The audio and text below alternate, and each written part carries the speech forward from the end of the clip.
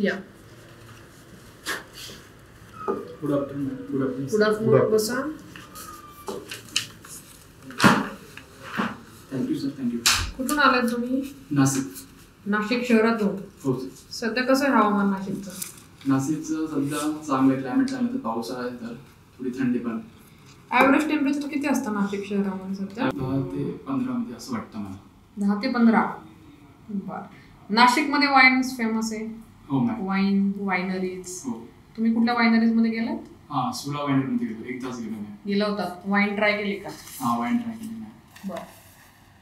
Sports player आहात तुम्ही? हो मॅम. कुठला खेळ आहे तुमचा? तलवारबाजी. तलवारबाजी. हो मॅम. कशी तुम्हाला आवड निर्माण झाली याच्याविषयी? शाळेपासून मी 5वी पासून मी जॉईन केलं होतं. मग 5वी पासून मी खेळत गेल्यानंतर मला इंटरेस्ट झाला त्यामध्ये. म्हणजे तुमच्या शाळेत अवेलेबल होतं ते? हो, मला शाळेपासून मी खेळतो. आता मला 22 वर्ष आहे. बरं. याच्यामध्ये मुलींचं प्रमाण कसं आहे या खेळात? मुलींचं प्रमाण आता सध्या वाढतंय, पहिले स्टार्टिंगला कमी होता. बरं. तुम्ही कुठल्या लेवलला खेळलात? National games. बरं. तुम्ही आतापर्यंत हे जे स्किल्स शिकलात तलवारबाजीमध्ये, त्याचा तुम्हाला पोलीस डिपार्टमेंटमध्ये काय फायदा आहे? मॅम, मी तलवारबाजी शिकलो तर मला सगळ्यात पहिलं म्हणजे संयम आणि म्हणजे निर्णय क्षमता शिकलो मी. आमची मॅच 3 मिनिटांमध्ये असते. 3 मिनिटांमध्ये आपला निर्णय गेला असतो डिफेन्स आणि ऍक्टिव्ह मध्ये करण्यासाठी. जसं आपण अटॅकला जर आपल्या अटॅकमध्ये समोरचा डिफेन्स करतो, कसा निर्णय क्षमता गेली तर तत्काळ, तसं मला पोलीस डिपार्टमेंटमध्ये निर्णय क्षमता लगेच म्हणजे कधी काही हल्ले वगैरे झाले. बरं. याच्यामध्ये तुम्ही हा खेळ खेळत असताना, तुमची गेम सुरू असताना सेफ्टी करता काय काय इक्विपमेंट वापरता? सेफ्टीसाठी मास्क असते आणि एक व्हाईट जॅकेट आणि लोअर असते. आणि हेडला काय सेफ्टी? हेल्मेट असतं, त्याला मास्क बोलतात. हेल्मेटलाच मास्क म्हणतात. ते कुठल्या मटेरियलचं बनलेलं असतं? ते म्हणजे असं ॲल्युमिनियम टाईप मध्ये त्याला मिक्स असतो. एक्झॅक्टली मला सांगता येणार नाही. बरं. एक्झॅक्ट मटेरियल नाही माहिती. बरं.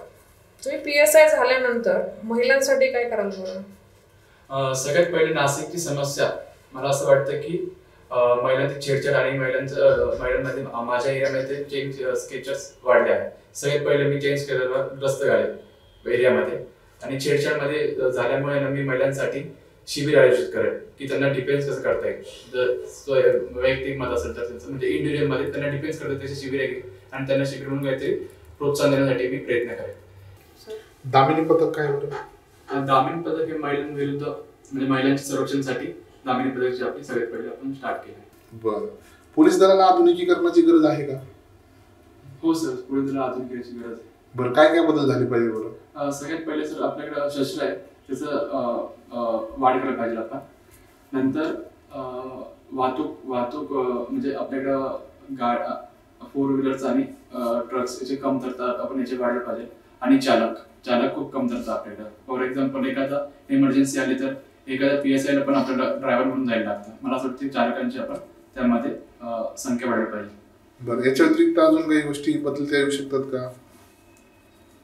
सर MBA मध्ये ट्रेनिंगमध्ये काही बदल पाहिजे, म्हणजे ते कालांतराने अजून काही चेंज झाले नाही. फॉर एक्झाम्पल हॉस्टेल्स वगैरे, ग्राउंडचे डेव्हलपमेंट्स आणि अजून ट्रेनिंगमध्ये जेवढे पण इक्विपमेंट असतात त्याची कमतरता भासते, म्हणून आपण त्याच्यामध्ये इम्प्रुव्हमेंट आपण डेव्हलप करायला पाहिजे. बरं. सर्वोच्च पद कुठलं आहे? पोलीस महासंचालक. कोण आहे सध्या त्या पदावरती?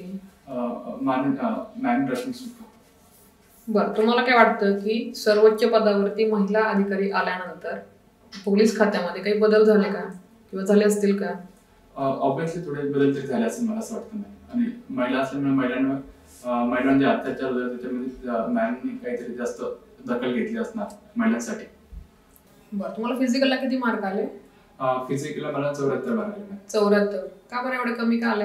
मॅम काय झालं की आपलं ग्राउंड पुढे गेलो होतं एक्झॅक्टली, त्यामध्ये गॅप पडला आणि मला राज्यसेवा करण्यापेक्षा मी लगेच अभ्यास स्टार्ट केला. तुम्ही तर असे पण स्पोर्ट्स मधले आहात व्यक्ती. क्वालिफाय असल्यामुळे मी तेवढं लक्ष दिले नाही, आणि मला बॅक इंजुरी असल्यामुळे मी तिथं एफर्ट लावले नाही. बरं. तुम्ही आतापर्यंत कधी पोलीस स्टेशनला भेट दिली कुठल्या? नाही मॅम. नाही दिली. चालेल. येऊ शकता तुम्ही. All the best. Thank you. Have a nice day.